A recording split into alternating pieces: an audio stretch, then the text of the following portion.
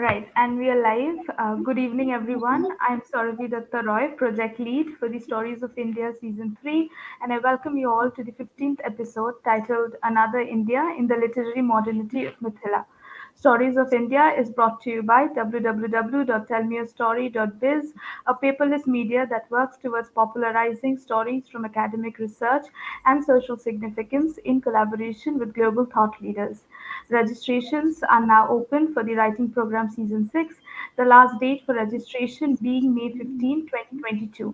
To know more, please visit www.tellmeastory.biz.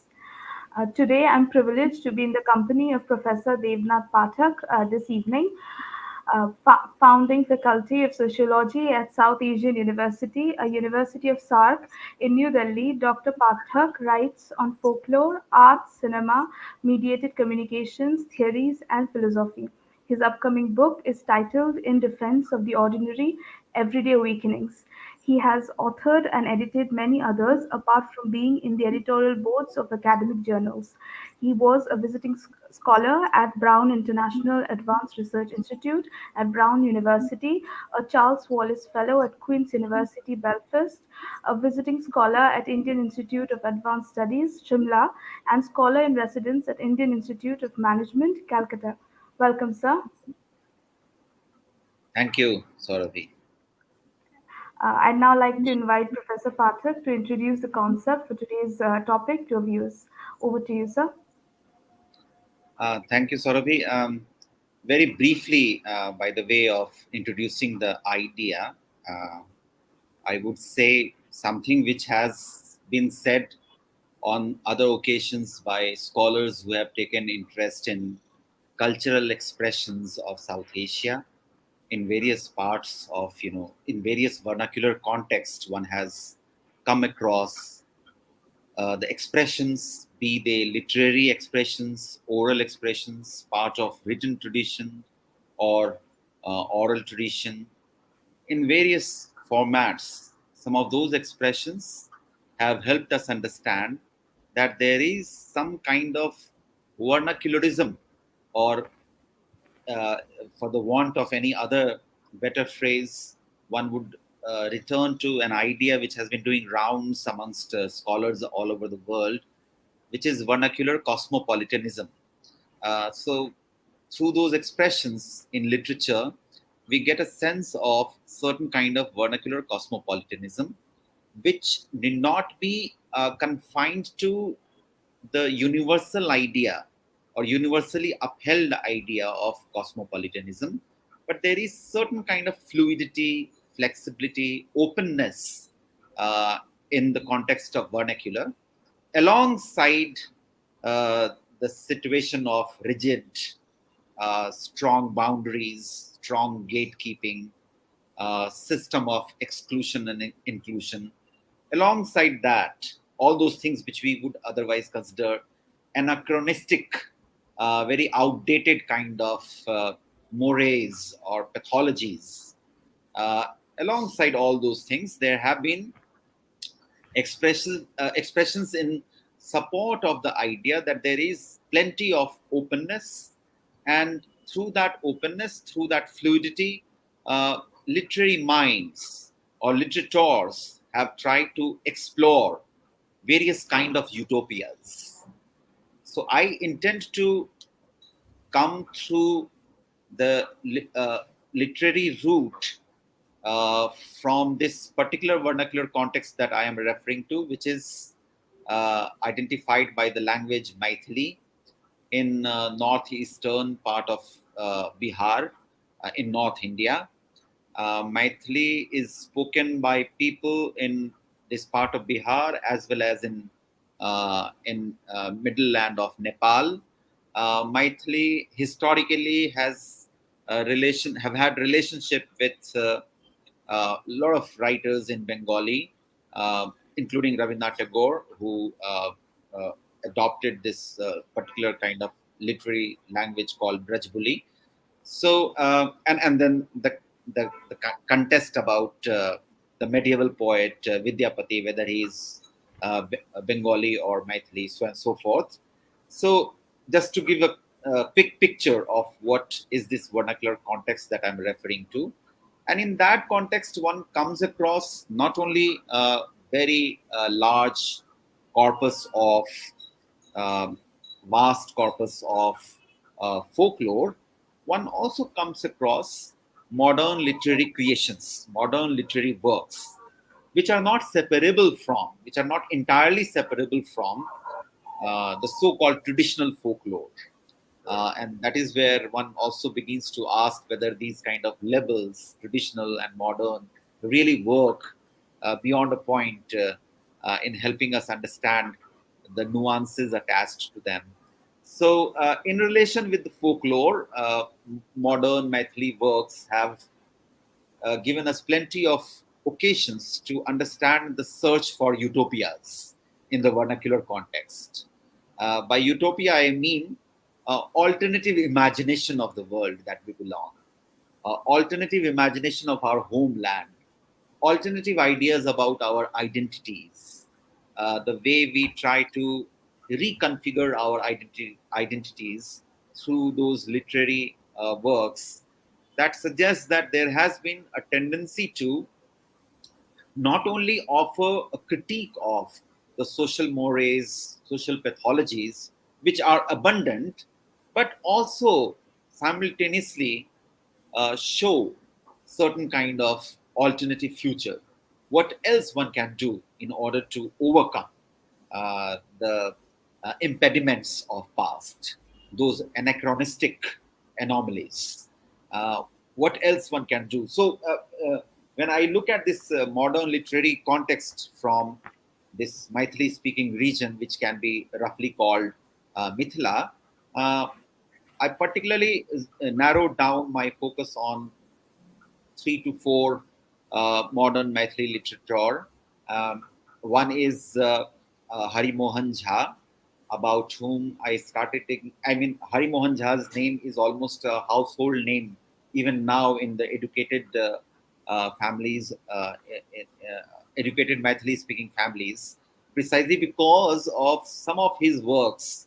Not only his first novel, that was Kanyadan, which was adapted into first ever Maithili cinema by Maithili film by a Bengali filmmaker, Fani Mazumdar, but also because he constructed this hilarious character called Khattar Kaka in 1940s. And Khattar Kaka, through this character of Khattar Kaka, Hari Mohan Jha accomplishes a very important thing at that point in time, and that was uh, uh, an answer, a possible answer to the question as to who is a Hindu. And to answer that question, he does not take very familiar, progressive routes available for anybody uh, who is educated in a university system. Instead, through Khattar Kaka, Hari Mohan Jha tried to offer a very homegrown critique of the singularity of identity or rigidity of identity. So this character called Khattar Kaka is almost an uncle character, is an avuncular character. We even now come across many of these Kaka characters or Mama characters who would be known for their buffoonery or even known for their loose talks. But precisely because of that lightness, that looseness, they would be very endearing. And in that mode of lightness, they would deliver some of those very hard hitting criticism of prevalent practices.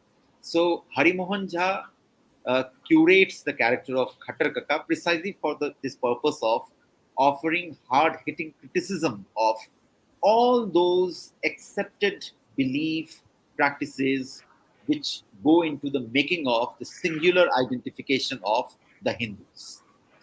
Yeah, so through Khattar Kaka, Hari Mohan Jha would try to put question mark, exclamation marks on all those things which are celebrated as taken for granted sacred materials of the Hindu religiosity.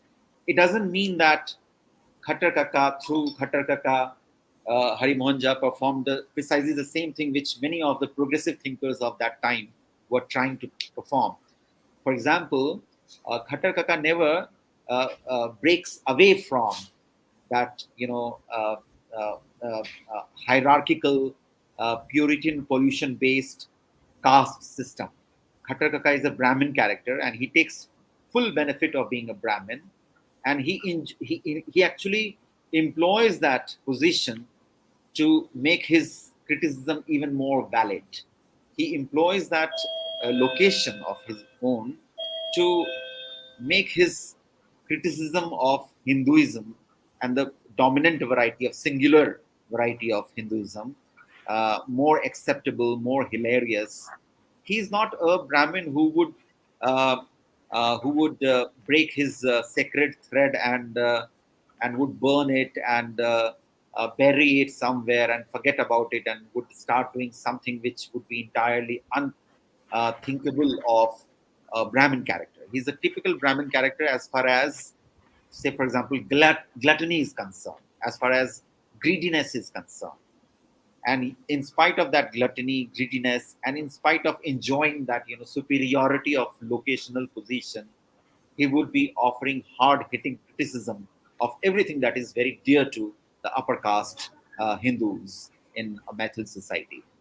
So, what was he trying to do through this kind of discourse, Khattar Kaka discourse, Hari Mohan Jha in 1940s? Hari Mohan Jha, who had read literature, English literature, and simultaneously he had read philosophy. He was a professor of philosophy at Patna University all his life, and who had written plenty of other works.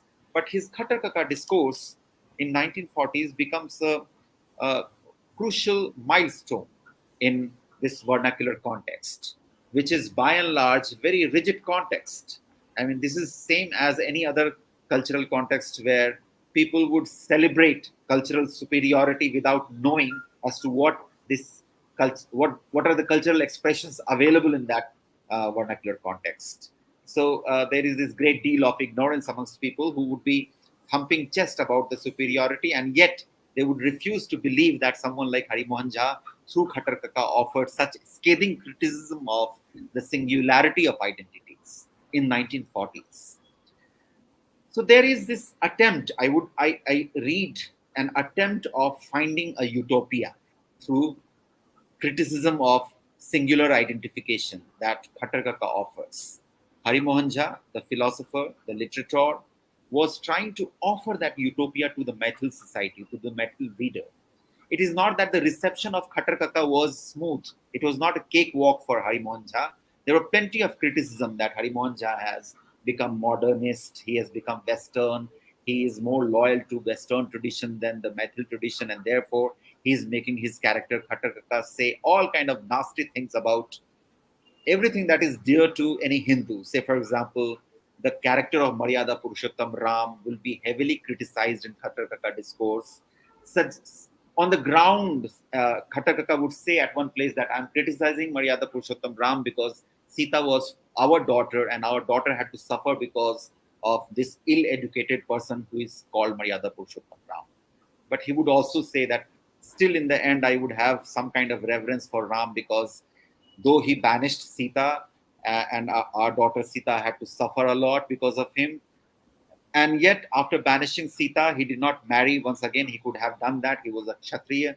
Instead, he decided to stay single and he worshipped his consort all his life in spite of her absence. So on and so forth, all kind of colored discussions with lots of sarcasm, wit, humor, barb employed in the discourse. So, what was he trying to do? He was trying to offer an idea of another India, which will not be majoritarian, which will not have singularity of identity, which will have this kind of flexibility. And he would suggest Hari Mohan Jha makes Khattar Kaka say that his inspiration, Khattar Kaka's inspiration, the critical self of Khattar Kaka is inspired by not any Sigmund Freud.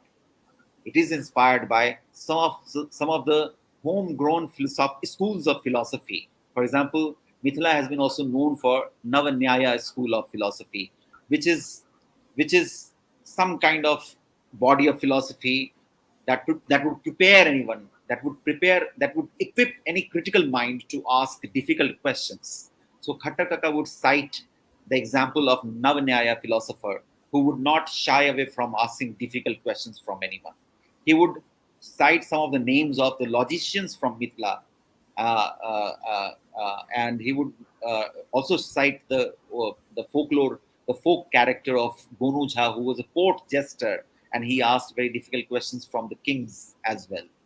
So his point was that, my references, my inspirations for providing this kind of character who is nasty toward the social system of Mithila, and the inspiration comes from that society itself. It doesn't come from somewhere else. It is not a parachuted ideology which is planted in this whole discourse. It is an ideology which is based on which is from that vernacular context itself.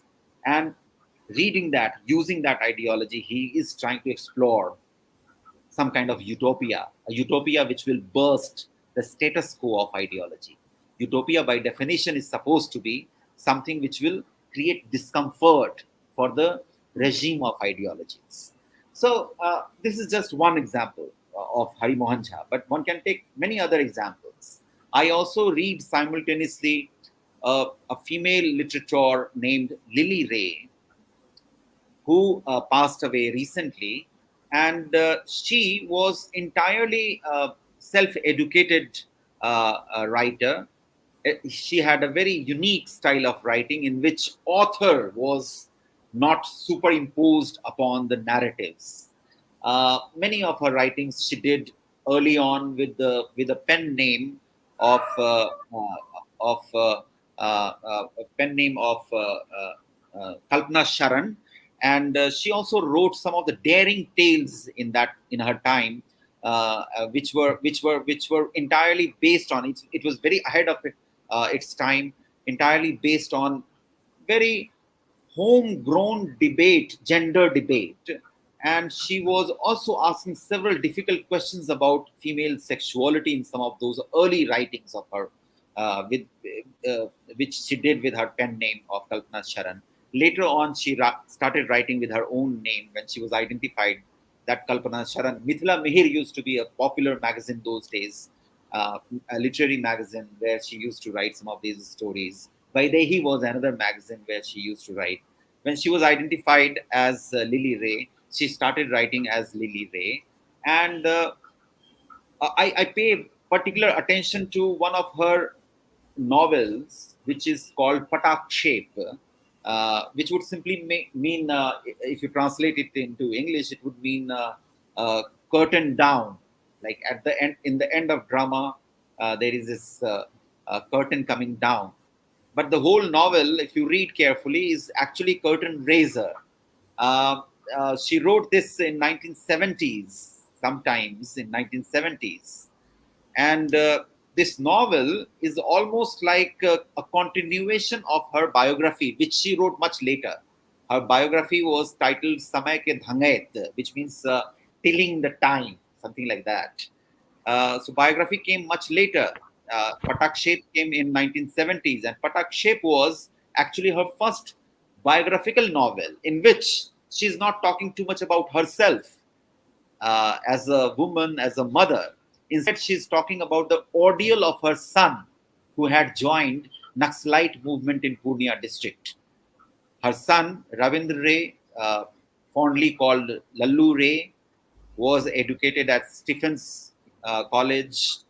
He was a student of literature, deeply philosophical, had converted to left politics, and along with some of his friends, he decided to join farmers' movement in the villages in Purnia district in Bihar.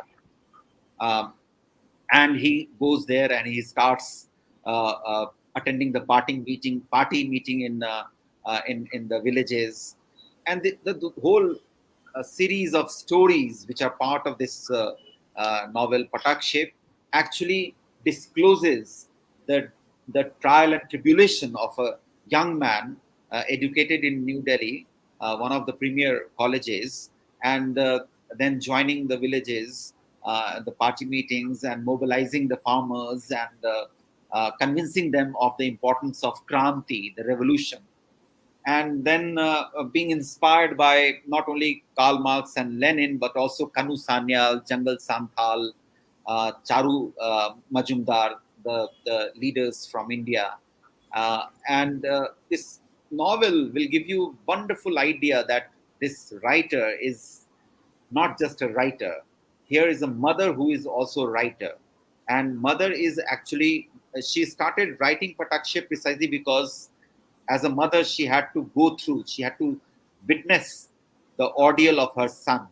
And everybody around her told Lily Ray that whoever goes to join the Naxalite movement never comes back, either ends in jail or dies. But her son returns with very deep fear psychosis, which he could never overcome. Ravindra later on did his doctorate on the phenomenon of Naxalism, and his doctoral thesis was also published by Oxford University Press in 1980s. But the mother had already compiled, had given us a fair idea about what he had gone through. It was only in sophisticated social science language that the son had to theoretically formulate everything that he had experienced. Mother had already told us that story. So that was interesting for me. She's not writing the context of Patakshev, one has to understand. Gaur Mohan Kishore in Bengal had already written Sagina Mahato, which was a very critical account of those youth who went to villages to participate in Kranti, in revolution. And then later on, Mahashweta Devi had written Hazar Chaurasir Ma. And then in 70s, we have this someone in Mithila, in a district, who had her own journey throughout her life. She was, as I said, she was self-educated, did not go to attend formal school for a long time, and had not seen any university's face, and yet she was writing with such nuances. And what was the purpose of this writing? So when you read Patakshep, you realize that she's not offering a blithe, hasty criticism of Naxalism. She's trying to offer us a report, a very sensitive, very empathic report about her son's journey. And she's also trying to offer an idea about what all could happen in this country, in this society. What kind of transformations are required in this society, and what kind of transformations would be possible if one participates in armed struggle.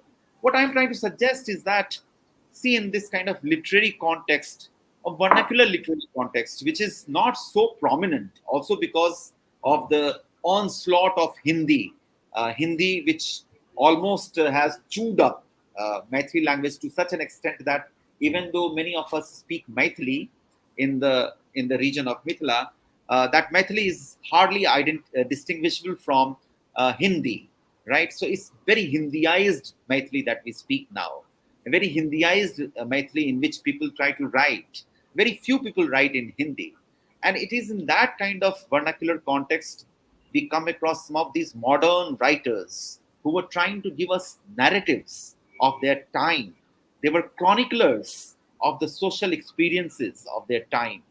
And those chronicles that they have offered with the literary framework, literary craft involved, with those kind of narratives, we begin to realize that there has been plenty of effort to think about the possible future of a nation called India, a possible alternative imagination of the nation called India. And that's why looking at them, one feels like uh, exploring the possibility of another India, where majoritarianism, where singularity of identity, where rigidity of social institutions are not paramount. They are there, but there are also possibilities of overcoming them. And these literary accounts actually disclose to us some of those possibilities. It is in this breath that I try to bring in a very towering personality, humongous contribution he made, and that was Baidyanath uh, Mishra, with many pen names: Baidyanath Mishra, Yatri.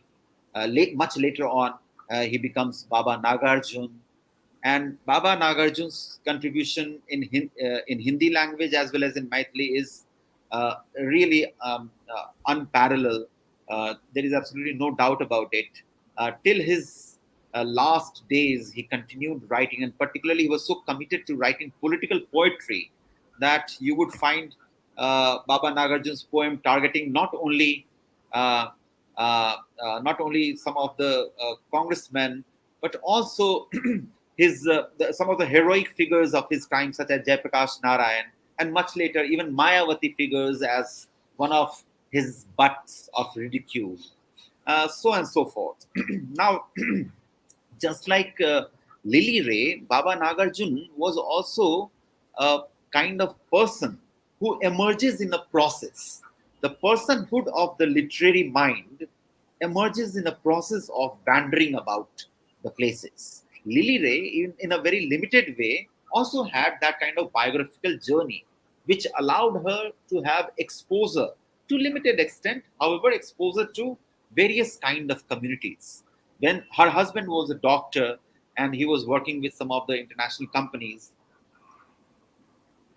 and while being with her husband, just a simple housewife, she would get to meet a lot of people from different origins, Christian, uh, Parsis, Western colleagues in some of those international companies where her husband was employed.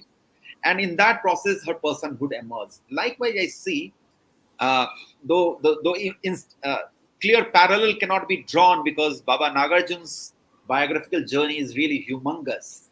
But then there is an idea of journey, and journey gives that kind of mobility which will essentially amount to transcending the boundaries.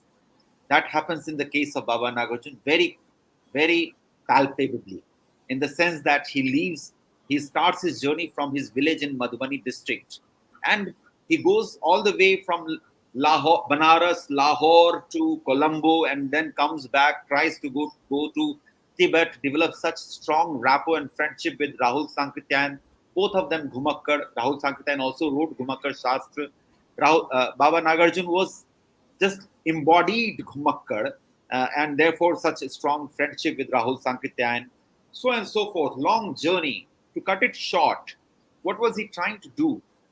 Through his novels, through his writings in Hindi as well as in Maithili, and even his decision to stick to writing in Maithili was not such an easy decision.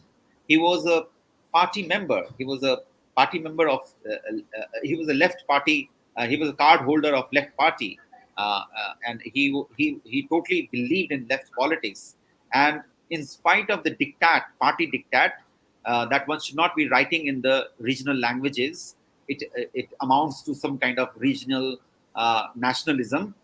He continued writing in Maithili. He decided to uh, maintain some distance from party instead of maintaining distance from his vernacular language with which he had grown up, and he continued writing in Maithili. On various occasions, he gave us plenty of testimonies of the fact that there are these kind of literary minds who would not be bound to, who would not be confined to any one identity. They were ready to accept various kinds of identity. So Baba Nagarjun, for example, in the beginning, totally Sanatan Hindu, and then Arya Samaj, influence of Arya Samaj comes upon him, and then he goes to Colombo, he learns Buddhism, he converts into Buddhism. He adopts the name of Nagarjun, thinking of the old Buddhist philosopher Nagarjun. And then he comes back and he starts participating in the mobilization conducted by Swami Sahajananda Saraswati in Patna. And very clearly he turns to left politics, so and so forth. And in spite of turning to left politics, he is not once again restricted to the party diktats, and he is ready to criticize anyone. Most of his poems are not loyal to anyone, and always in search of certain kind of anotherness, certain kind of alternative idea, something which will maintain his proximity with the Jan. He loved to be called Janakavi. So always maintaining that relationship with the folk so closely that he would be writing his poems on pamphlet, and he would go around singing those poems and selling those pamphlets, and that is how he would try to make his ends meet, so and so forth. So by looking at some of these examples, I'm not even naming some others such as Raj Kamal Chaudhary, who would be equally trailblazing in the sense that his some of his stories would give us very uh, uh, important discussion on sexuality, and that too in Maithili context where it is almost a big taboo to talk about sexuality. So by looking at all these things, if one tries to put them together, one realizes that through this kind of vernacular context, one gets an idea of breaking free from the given, from the ascribed identifications, right? They are trying to, these Maithili literateurs have tried to, through their works, show us that ascribed identity is never sufficient. If you do not take for granted ascribed identity, obviously it would also mean that you are not taking for granted given institutions, hierarchical institutions. You're also not accepting blindly the systems of inclusion and exclusion. And that is where the idea of another India comes into picture. Another India where liberation would be possible. Liberation from various things. Liberation from the things of past, liberation from structural impediments, and liberation from also individual limitations. So this is the reason why I believe one has to explore as to what can be possible parallel of the idea of vernacular cosmopolitanism, which has been doing rounds in international circle. We are aware that someone like Sheldon Pollock would give us a very fair discussion on literary cosmopolis with regard to Sanskrit, with regard to Persian, and many of his students would continue with that kind of framework, and they would look at Urdu, they would look at Awadhi, they would look at Hindi. But then one has to understand that it is not always that language and the literary sphere in a language, in a particular language, emerges because of the relationship with the power to be, which was an essential criteria in Sheldon Pollock's formulation of literary cosmopolis. Maithili modern literature did not always be seen in relation with power to be. The names that I have told you right now, and their works which I have referred to, they did not have very clear relation with power to be. They were not flourished because of certain kind of patronage coming from the regime of its time, of their time, right? They were not one cannot really conjecture that they were entirely independent, but one can safely conjecture that they were not entirely bound by the regimes of power, right? And that is the context in which one begins to feel that probably there is necessity to critically revisit Pollock's idea of literary cosmopolis, where the relationship of literary sphere with the power to be was an essential criteria, right?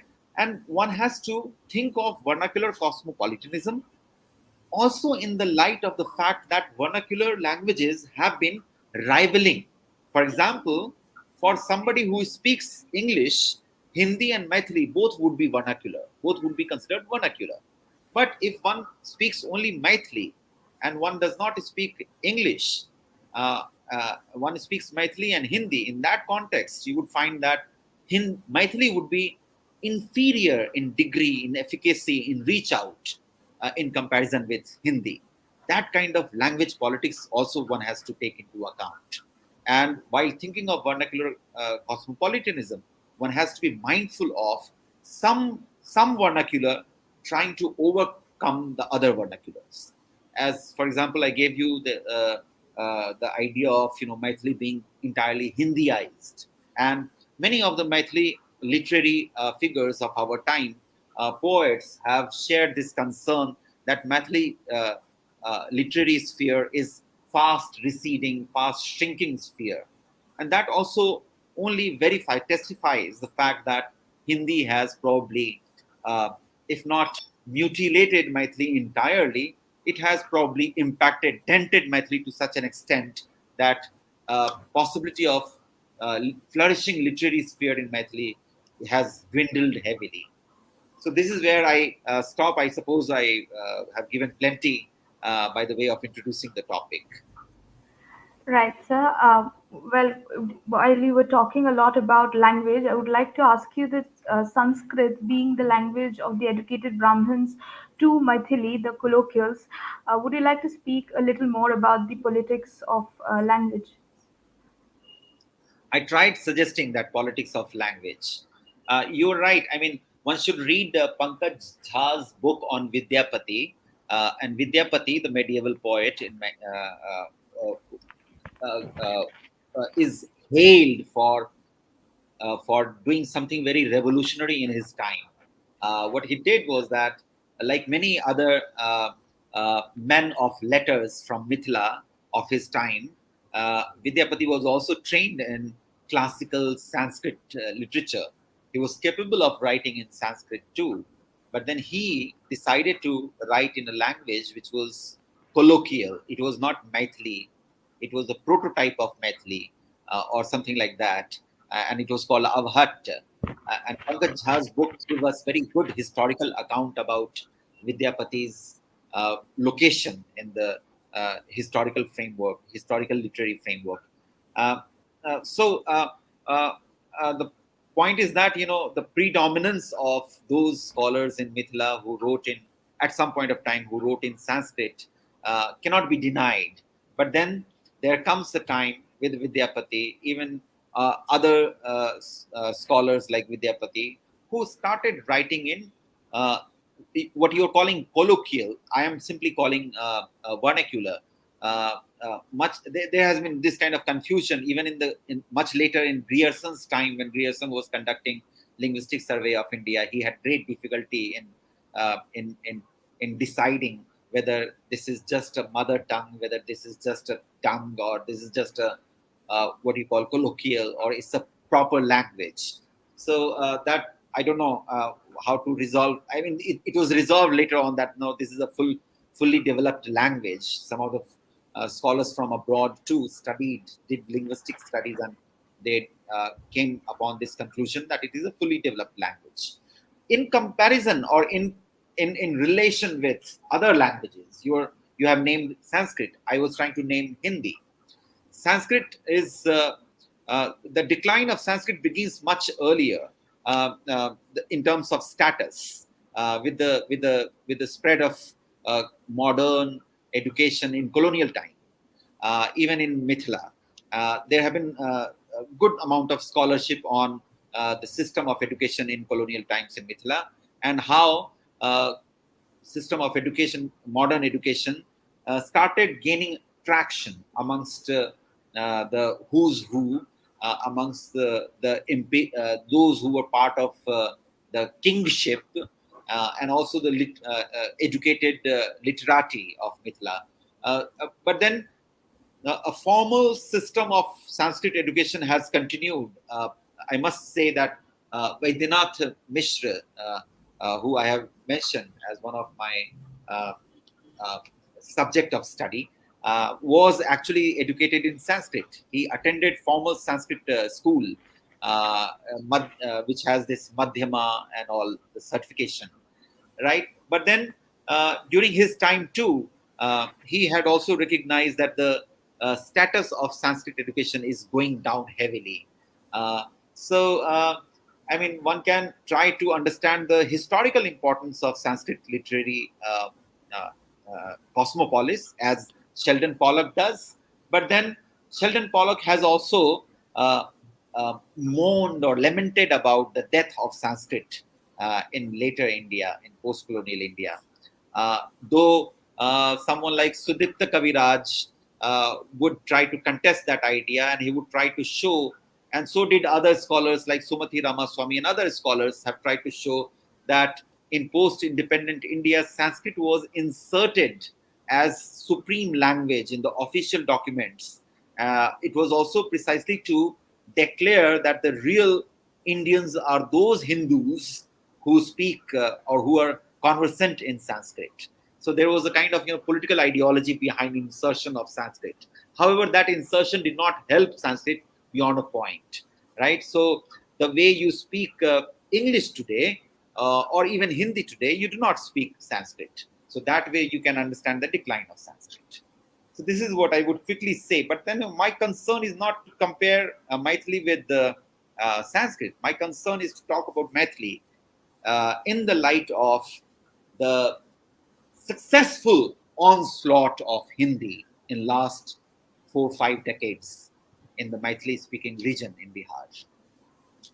Successful onslaught in the sense that I can tell you from my own something anecdotal I would share. When I was a child and I used to visit my hometown, which is Darbhanga, in the public, in the marketplace, I never heard anybody talking in Hindi. And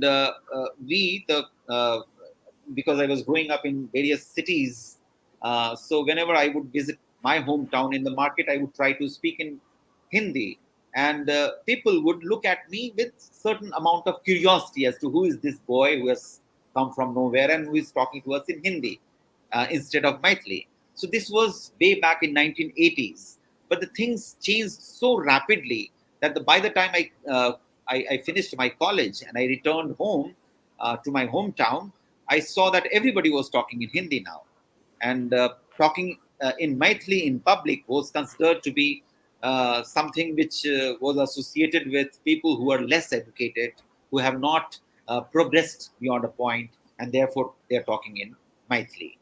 So yeah, so for me it is Hindi versus Maithili more than Maithili versus Sanskrit.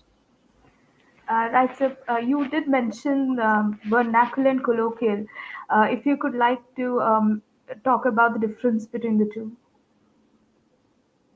Well, this is a matter of semantics, I would say, which which which is layered with certain kind of ideological preferences too. At times, depends who is using in what context, which word, right? So otherwise, they are all referring to the same thing, which is, to put it very bluntly, whenever we say colloquial, vernacular, regional language, we are bluntly thinking of language which is not so rich as some other language, right?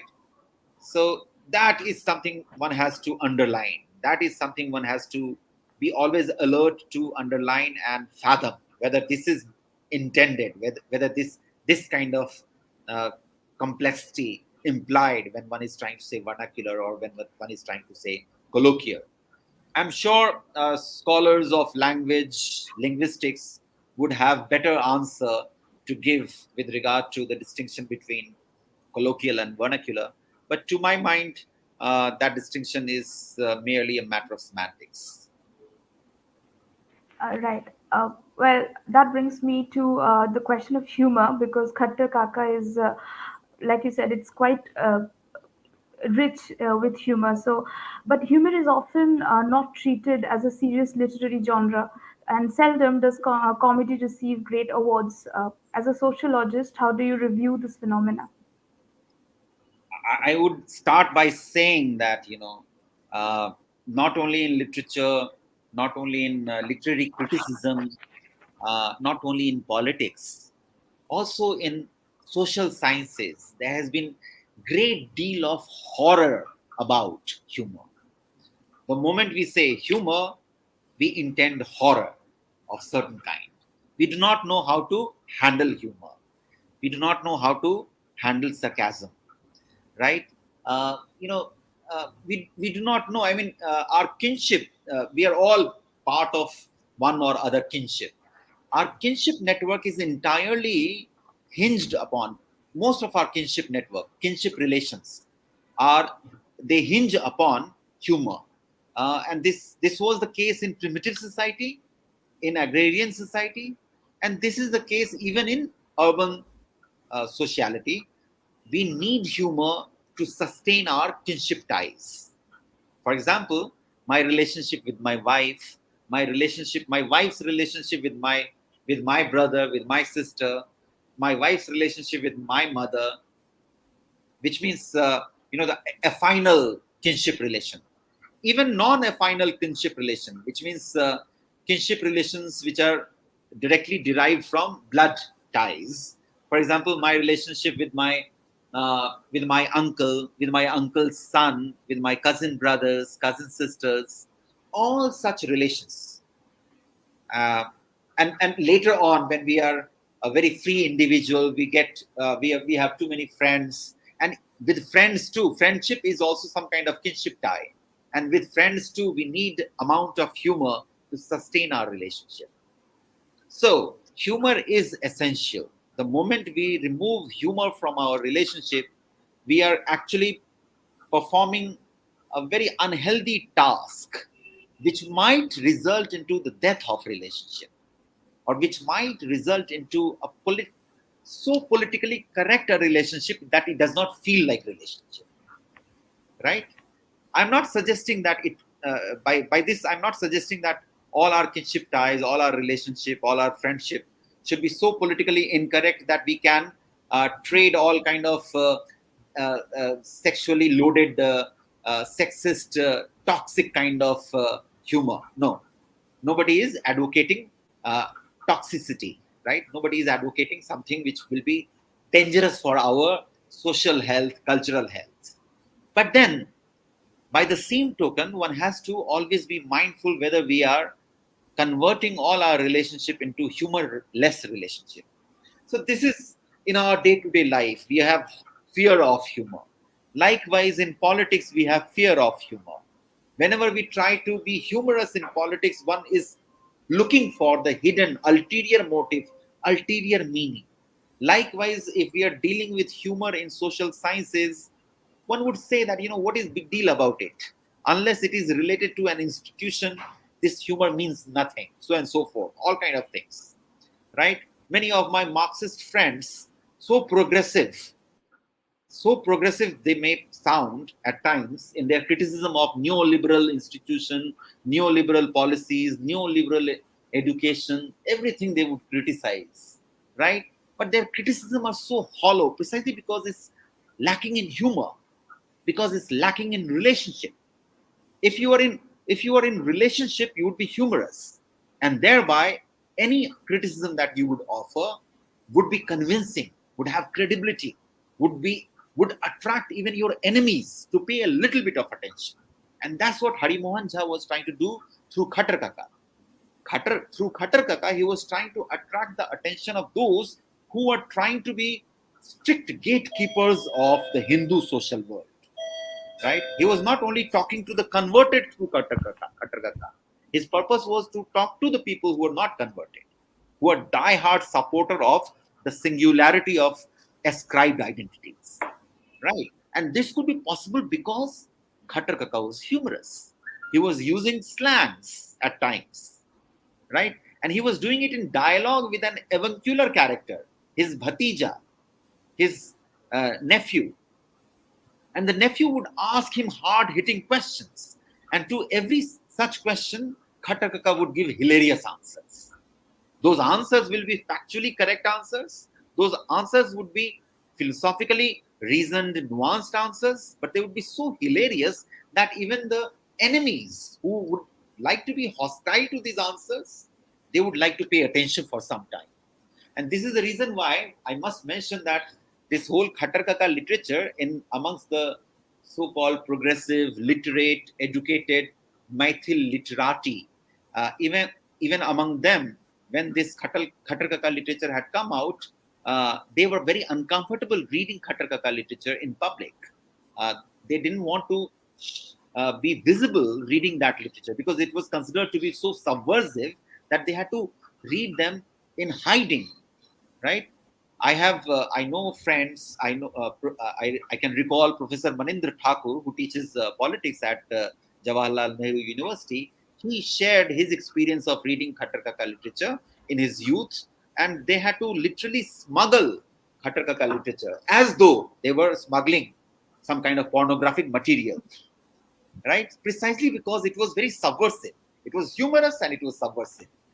And this comes from oral tradition. You go to any oral tradition, you look at any folklore, they try to subvert, in a very humorous way, they try to subvert all your established practices.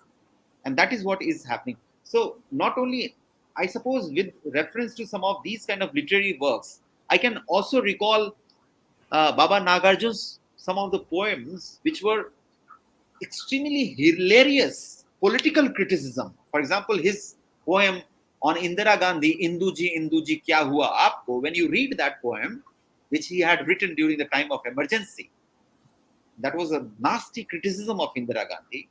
And if you read that poem even today, the first thing would be that you would burst into laughter, right? Even though you may be Indira Gandhi's die-hard supporter, you would burst into laughter and you would see an element of convincing element of truth in that criticism, in that poetic criticism, right? Lily Ray in Pathak narrates this particular instance. His son is in a village, and he's his son because he's a revolutionary, and he has decided to participate in all the peasant activities, not just be vanguard leaders, because they were critical of the Marxist vanguard leadership, which only preached and they did not participate. They only preached from their safe locations that there should be revolution. But these Marxist, Leninist variety of left politics, youth politicians, political activists, they wanted not to just preach, they wanted to practice it. And therefore, they were in the village and they were leading the life of peasants. So, Ravindra, Lalu Ray, the protagonist, one of the protagonists of this novel, Patak Shape, is in a village and he's plowing the field with other peasants with a spade. And obviously, he's not so accustomed, he's not so well trained. He has come from St. Stephen's College in New Delhi. Just imagine 1970s. That time, what kind of cream institution it was. Only the cream de la creme went to that kind of place. So from there, he has gone to this village and he's tilling the ground, the field, and instead of hitting the mud, his spade hit his toe, and he chopped his toes. He was in deep pain. Instantly, all the peasants gathered and they put mud on the cut. They said that by putting mud on the cut, you are blocking the flow of the blood. And after a while, somebody came from somewhere with some green leaf and said that, why don't you chew this? If you chew this, your pain will stop. And then there was a third person who said that, what? I will pee, I will urinate on your wound just now and it will start healing. And somebody urinated on his wound. When you read this account, you instantly burst into laughter. It tickles you. It's a dark humor that you encounter. And that is how you get convinced of the situation which is being narrated. So and so forth. So, with literary, vernacular, literary cosmopolitanism of this kind, social scientists, the variety that I belong, can learn a very important lesson that we need to understand deep theoretical, philosophical value of humor. If it were not so important, a very powerful, a very towering scholar like Terry Eagleton would not have given us historical, philosophical account of humor. His last book was on humor. One must take a look at that book, which was published in 2019, I guess. Right? So humor is important. But the point is that whether we are ready to formally acknowledge it, start utilizing it for our theoretical understanding, for our empirical understanding, or we just have at intellectual level certain kind of harbored horror about humor and we try to put it aside for some other people to handle it. So, Uh, wonderful question about humor that you have asked. You're right. Humor is something one must discuss. We are also living in a time which is terribly humorless time. And the reason why we must salute some of these stand-up comedians of our time is precisely because they're reminding us that we need to have humor if we want to handle the kind of uh, choiceless time that we are living in, a time where we do not have too many political choices. We have to only choose one buffoon over another buffoon. And in that kind of time, we must have our system of humor in place, which can keep our sanity alive. Right. Well, the question of humor brings me to the another question that was raised by a very popular film, PK. Where it was asked that who are we, the humans, to protect our creator, the God? Once again, as a sociologist, why do you think our society is so touchy towards religion? I ask this especially because the sensitivity is severely on the rise long before performing arts did take humorous liberties with the scriptures, as you mentioned. Very good question. This requires a longer discussion. I do not know how much justice I can do to this question. I can quickly answer by saying that um, um, literacy program in India has been doing more or less fine, right? We have made a lot of people literate. We have also made a lot of people informed and educated. Yet, there has not been sufficient education about some of the most important parts of our everyday life, some of the most important things of our everyday life. You have named religion. Religion is one of them, but there are other things as well. Humor, that, as you said, or sex, or death. These are some of the very important features of our day-to-day life, and our education program has not handled these things too well. And as a result, many of us may be educated, literate, informed, but we do not know the the meanings of some of these words that we use in our day-to-day life so frequently, and yet we do not pay attention, critical attention, reasoned attention to these words. For example, there has been discussions that dharma need not be same as religions, right? Religion, the word and the concept of religion is very European canonical concept. Dharma, on the other hand, is not necessarily same as European canonical concept. Dharma has been about belief and practices related to our day-to-day life. Dharma, dharma. If you go into the etymology of the word dharma, you would understand that it is related to things that we are in our day-to-day life. We may be atheist, we may be theist, we may be meat eater, we may be vegetable eaters, we may be beef eater, we may be pork eater, and yet we may all have our dharma, right? So this is something to be corrected. This is a fundamental uh, uh, uh, uh, error that we have continued for a long time. Unfortunately, the stream of sciences, which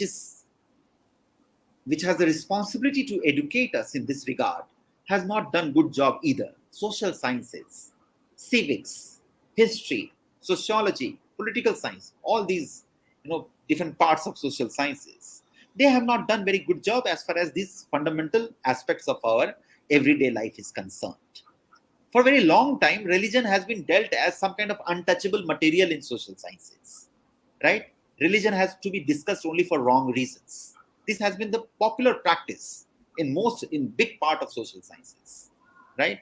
Just to be committed to progressive ideals, we have thought that put aside all those things which are related to past. All kind of religious practices of today need not be necessarily coming from past. They may be anomalies of our contemporary society, and we have to deal with them in that sense. Likewise, one has to say that everything that we are in our everyday life need not be related to this fixed notion, this canonical fixed notion of religion. Religion means what? World religions means what? Something which has very formal structure, which has a church, which has an institution, which has a priestcraft involved, which has certain kind of predefined sacred texts. We may be all religious without following any of these. I may not be going to any temple. I can be very religious. I may be a very big devotee of many gods without going to the temples of those gods. I may not be performing any of the priestcraft, and yet I can be very faithful. I may not be reading any of those texts by considered sacred by the community, and yet I can be very, very pious. My piety is not prisoner of these things of religion. So I have a friend, another sociologist, Santosh Kumar Singh, who gave me a very wonderful formulation some years ago, that faith is fluid, religion is rigid, and we need to understand the distinction of these two. We have been faithful from time immemorial. I do not know at what point of time, what kind of necessity, historical necessity, material necessity, political necessity, converted everything of faith into rigid religion. So one has to be slightly watchful. I think some of us in social sciences, through literary works, through cinema is a popular medium. It tries to pander to the popular demands. So I would not uh, think that PK is the best example of understanding best example of a critique of rigid religion. There have been better critique of rigid religion in cinema in past. PK is too kitschy, too spicy, too masaledar, too chatpata for me to digest. But there have been other better nuanced works.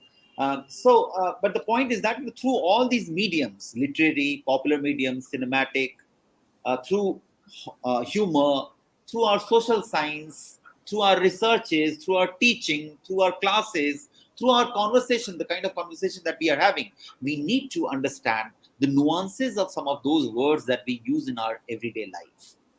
We must stop treating them as untouchable materials if we think that we are too progressive. We may be progressive and yet we can be faithful.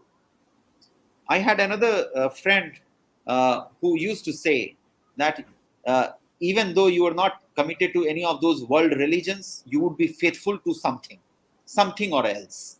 If nothing else, then you will be animistic. You'll be faithful to a tree. You'll be faithful to a stone. You will be faithful to a cat, to a pet. So that's why the idea of faith has to be brought back into the picture.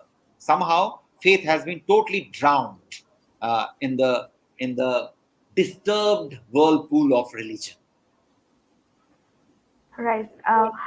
Well, would you say that the more urban or civilized we are, the more complicated our space becomes and more stripped we are of the humor quotient? Are folk and interior living more liberated in terms of expressing their humor? Well, I would not have this kind of final, very conclusive kind of conclusion in this regard. I am not interested in just offering a judgmental comparison between folk and urban. Urban is also urban. There is urban folklore too. Who says that urban society, complex society of our time, the metropolitan society has no folklore? We also have our folklore. The memes that we forward here and there, all the jokes on WhatsApp that we hear from our friends, many other things, our cinema, uh, our comedians' contribution, so on and so forth, all those things become part of our folklore. So folklore is there even in contemporary world. That is something I would first of all like to put forth very clearly. Number two, there must be, it's not that humor has disappeared entirely, right? Probably there are different varieties of humors, new varieties of humors which have emerged and which are yet to be recognized. We need to be in concerted effort to recognize some of these newly emerging, for example, a very simple example I give you. I In one of the podcasts I heard uh, uh, a punchline which has also emerged on a T-shirt lately, and the punchline says "Ka," the Hindi alphabet, "Ka," "Ka" for consent, right? "Ka" for consent. Now, consent is a word in this gender discourse about uh, on sexual rights, on uh, related to the cases of rape victims. Consent is very crucial word. Now, saying that ka, Hindi letter ka, Hindi alphabet ka, uh, means consent, is like creating, is like uh, an authored attempt to create some kind of folklore for our time, right? Likewise, one can come across all such light-hearted, witty one-liners, which will have folkloric value, which will have humorous value. So all I'm trying to suggest is that probably there are new varieties of humor in circulation. We need to catch. I mean, who says that? I would not discredit Kunal Kamara's humor just because it's in a very different kind of setup and it adopts a very different kind of lingo.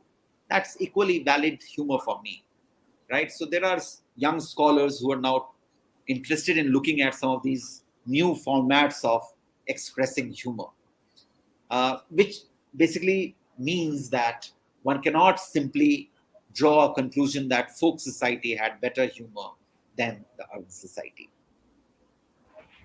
Right, that was wonderful, sir. Thank you so much for this insightful conversation and for your time this evening. I truly enjoyed moderating the session. With this, we come to an end of the 15th episode titled Another India in the Literary Modernity of Mithila under Stories of India, brought to you by www.tellmeastory.biz. Just a reminder, registrations are now open for the Writing Program Season 6, the last date for registration being 15 May 2022. The last episode of the Stories of India Season 3 will feature Ms. Harshali Singh, Professor Tanima Bakhchi, and Professor Sudha Shastri speaking on idle women and evolving India. Till then, stay well, stay safe, stay happy. Good night. Thank you, Sauravi.